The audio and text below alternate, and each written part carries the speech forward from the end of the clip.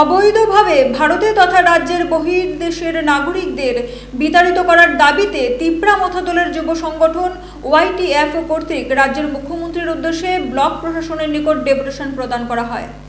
শনিবার 11 মহারানী এডিসি কনস্টিটিউশনের অন্তর্ভুক্ত ওয়াইটিএফ এর পক্ষ থেকে মুঙ্গিয়াকামী ব্লকের বিডিও দীপ্তনু দেববর্মার নিকট এই ডেপুটেশন প্রদান করা হয়।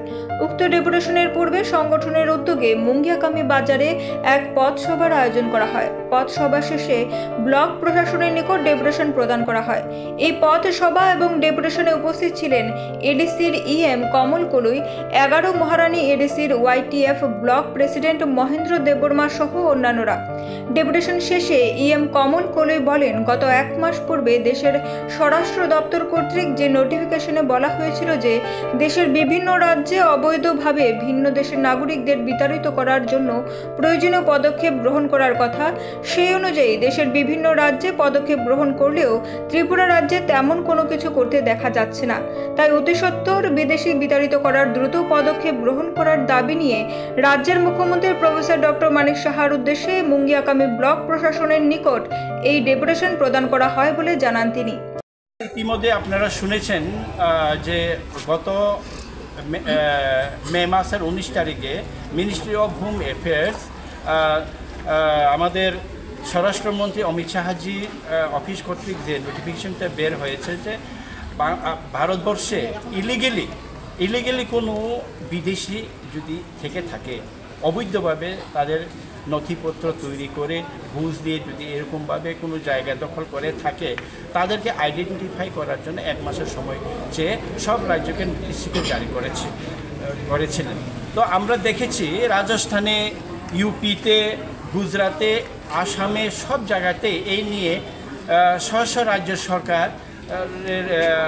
তারা এটা নিয়ে কাজ করছে এবং তারা আইডেন্টিফাই করেছে অনেক বাংলাদেশি রোহিঙ্গা, তাদেরকে আইডেন্টিফাই করেছে, তাদেরকে কিন্তু দেশে ফেরত পাঠানোর জন্য একটা পরিকল্পনা এবার পাঠিয়েছে।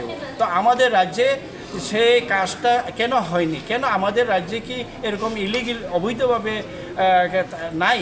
আমাদের প্রশ্ন, আমাদের রাজ্যে তো তিনদিক থেকে বাংলাদেশ ঘেরা। এখানে আমরা পত্রপত্রিকায় দেখি, সোশ্যাল মিডিয়াতে দেখি, বিভিন্ন থানা এলাকায় আমরা অবৈধ বাংলাদেশিকে আমরা ধরতে দেখা যায়, গ্রেপ্তার করতে দেখা যায়, কিন্তু ডিপোর্ট করেছে কি না, আরও এখানে অবৈধভাবে বসবাস করে রয়েছে কিনা, এগুলোকে আইডেন্টিফাই করছে না কেন ডিপোর্ট করছে না? এই নিয়ে আমরা আজকে ডেপুটেশন দিয়েছি। আজকে এই মুঙ্গিয়াকামীতে আমরা বিডিও সাহেবের মারফত মুখ্যমন্ত্রী ডক্টর মানিক সাহাজির কাছে আমরা আবেদন রাখবো অতি সত্বর আপনারা যেন যে বিধানসভা থানা এলাকায় কীভাবে অনেক অভিযোগ আছে, আমরাও কিছু অভিযোগ পেয়েছি।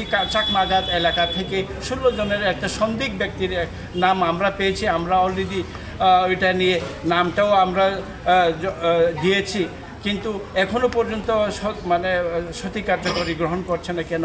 এটা নিয়ে আমরা আজকে ডেপুটেশন। আগামী দিনে আমাদের সরকার যদি আমাদের কথা না মানে, সরকার যদি কাজ না করে, যদি মিনিস্ট্রি অফ হোম অ্যাফেয়ার্সের নির্দেশিকা যদি না মানে, তাহলে আমাদের। ব্যুরো রিপোর্ট, পাবলিক নাও।